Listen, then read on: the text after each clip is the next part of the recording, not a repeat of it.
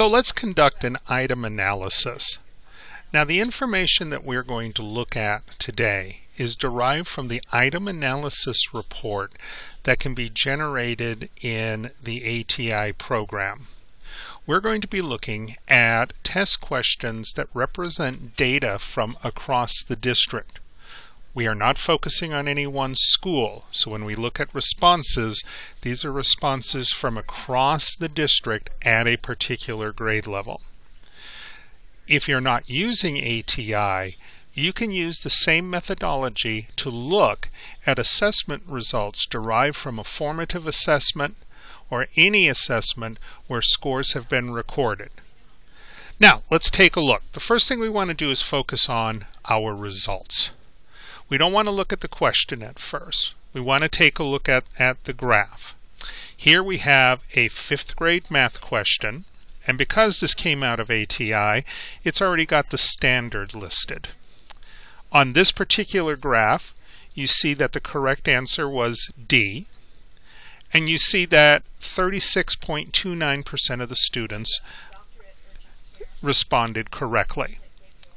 So at first, I'm looking at this example and I'm thinking, what happened here? Percentile rank represents the overall scores of the students. So these are kids at 80 to 100 that scored the highest on the entire test.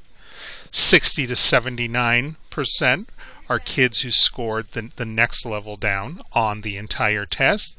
And the kids at the bottom represent those kids who just did not do well on the entire test. So I take a look at this and I can see that 36.29% selected the correct answer.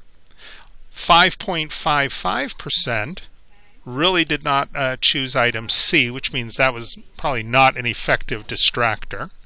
But then we also have large groups in here. I'm going to take a look at how did my highest kids do. Most of my highest kids actually chose the correct answer, but several of them, maybe 3 or 4 of them, chose some of the distractors. I'm going to look at each grade level and I'm going to take a look and see exactly what happened. I'm going to draw some inferences, and then I'm going to take a look at the question and ask some questions about the whole situation. So now I'm going to take a look at the question. What is the quotient? 5 divided by 1/3. We know that the correct answer is D. I'm going to go back and look at that breakdown of the responses. I'm going to try to understand the question from a student's point of view. And I'm going to ask myself, is this a question that was taught well? Is this a question that was taught at all?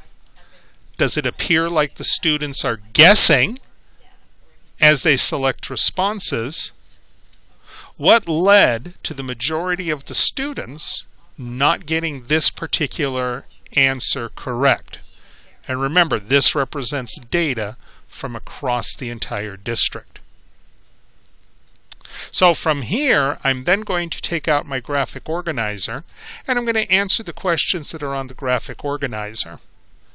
Item analysis is not a difficult thing. You're looking at the results and you're drawing inferences as to what may have happened.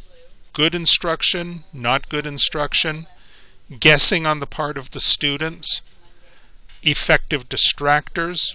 There could be a lot of factors figuring into how students answered. Your task is to look at that, look at the question, and identify both what you think happened and what does your teacher, your school, our district need to do to bring about greater success on these types of questions.